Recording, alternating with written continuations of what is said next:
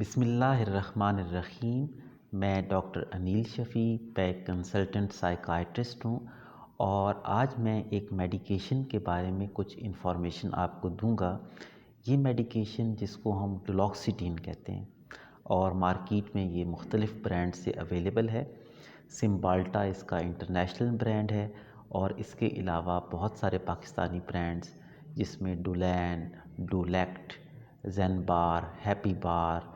اور اس طرح کے اور بہت سارے برانڈز اس دوائی کے اویلیبل ہیں۔ یہ جو میڈیکیشن ہے، اس کی جو کلاس ہے اینٹی ڈپریسنٹس کی، اس کو ہم SNRI کہتے ہیں۔ یہ وہ دوائیاں ہوتی ہیں جو کہ سیروٹونین اور نور ایپینیفرین کا ہمارے دماغ میں جو لیول ہے اس کو بڑھاتی ہیں، اور اس کے لیول کو بڑھانے سے انسان کے موڈ میں ایک پازیٹیو تبدیلی آتی ہے، اور اس کے ساتھ ساتھ کچھ دردوں میں، جسمانی دردوں کے اندر بھی کمی واقع ہوتی ہے۔ تو یہ جو بیسیکلی دوائی ہے، اس کا استعمال کون کون سے ڈس آرڈرز میں ہوتا ہے؟ سر فہرست ڈپریشن کے اندر، میجر ڈپریسو ڈس آرڈر، اس کے علاوہ جنرلائزڈ انزائٹی ڈس آرڈر، بے چینی اور گھبراہٹ کے مرض میں، اس کے علاوہ کچھ شوگر کے پیشنٹس کو پیریفرل نیوروپیتھیز ہو جاتی ہیں، یعنی ہاتھوں میں یا خاص طور پر پاؤں میں شدید جو ہے نا وہ تکلیف کا احساس رہنا، یا سوئیاں چبھنے کا احساس رہنا جو بڑا تکلیف دہ ہوتا ہے۔ اس کے اندر بھی ڈولاکسیٹین جو ہے اس کا بڑا اچھا رول جو ہے وہ نظر آیا ہے، دیکھنے میں آیا ہے۔ تو اس کے علاوہ فائبرومیالجیاز، یعنی یہ وہ کیفیت ہوتی ہے جس میں کچھ لوگوں کو جسم میں، پٹھوں میں اور جوڑوں میں بڑے لمبے عرصے سے دردیں رہ رہی ہوتی ہیں، اس میں بھی اکثر ڈولاکسیٹین کا فائدہ ہوتا ہے۔ تو یہ بیسیکلی ان پرپزز کے لیے دی جاتی ہے۔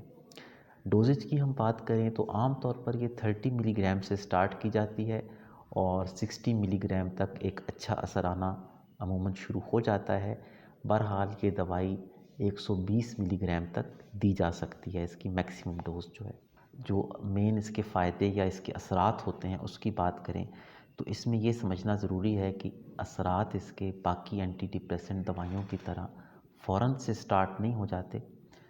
بالکل اسی طرح جس طرح باقی دوائیوں کے جو پازیٹیو ایفیکٹس ہیں وہ ٹائم لیتے ہیں، اس کے بھی پازیٹیو ایفیکٹس آنے میں کئی ہفتے لگ سکتے ہیں۔ سائیڈ ایفیکٹس کی اگر ہم بات کریں تو جو سائیڈ ایفیکٹس اس کے سب سے کامن ہیں اس میں متلی کا ہونا، منہ خشک ہونا، اسی طرح سے چکر آنا، نیند زیادہ آنا، جسم پہ بہت زیادہ پسینہ آنا، قبض رہنا، اور جو ازدواجی تعلقات ہیں، سیکشول جو پرابلمز ہیں ان کا ہونا۔ تو یہ اس کے کامن سائیڈ ایفیکٹس ہیں۔ اس کے علاوہ جب یہ میڈیکیشن سٹارٹ کی جاتی ہے تو اس بات کا خاص خیال رکھا جانا چاہیے کہ جو شروع کا پیریڈ ہے اس میں ہم موڈ میں آنے والی چینجز پہ نظر رکھیں، اور اس کے ساتھ ساتھ کچھ لوگوں کو شروع میں یہ ہو سکتا ہے کہ ڈولاکسیٹین سٹارٹ کرتے ہی تھوڑا سا ان کا سوسائڈل آئیڈیشن میں وقتی طور پر اضافہ ممکن ہے، تو اس کو بھی نظر میں رکھنا بڑا ضروری ہے سائیکائٹرسٹ کو۔ اس کے علاوہ اگر ہم بات کریں کہ کون کون سی کنڈیشنز میں ڈولاکسیٹین نہیں دی جا سکتی یا نہیں دینی چاہیے، اس میں ایک تو یہ کہ اگر آپ کو اس دوائی سے کبھی الرجی ہوئی ہے، ہائپر سینسٹیویٹی ہوئی ہے، تو اس دوائی کو یوز نہیں کرنا چاہیے۔ اس کے ساتھ ساتھ وہ لوگ جن کو جگر کی شدید بیماری ہے ان کو بھی یہ دوائی نہیں یوز کرنی چاہیے۔ اس دوائی کا دوسری کچھ دوائیوں کے ساتھ کچھ امپورٹنٹ انٹریکشن ہوتا ہے، یعنی ان دوائیوں کے ساتھ جب دیا جاتا ہے تو کچھ ایسے اثرات جو کہ منفی اثرات ہو سکتے ہیں وہ بھی آ سکتے ہیں۔ مثال کے طور پر جو لوگ خون پتلا کرنے والی دوائیاں لے رہے ہوتے ہیں، ان دوائیوں کے ساتھ اس کا جو اثر ہے وہ مل کر یہ ہوتا ہے کہ بلیڈنگ ہونے کا چانس بڑھا دیتا ہے، یعنی یہ بھی خون تھوڑا سا پتلا کرتی ہے، اور دوسری جو خون پتلا کرنے والی دوائیاں ہیں وہ ساتھ مل کر بلیڈنگ کا رسک بڑھا دیتی ہیں۔ اس میں وارفرین بھی شامل ہے،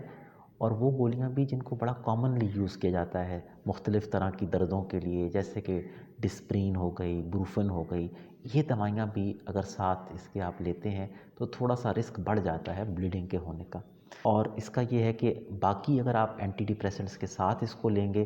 تو اس میں ایک کنڈیشن ہوتی ہے جس میں باڈی میں سیروٹونین کا لیول ضرورت سے زیادہ بڑھ سکتا ہے، اس کو ہم سیروٹونین سنڈروم کہتے ہیں، تو اس کے بھی ہونے کے چانسز جو ہے نا وہ بڑھ جاتے ہیں۔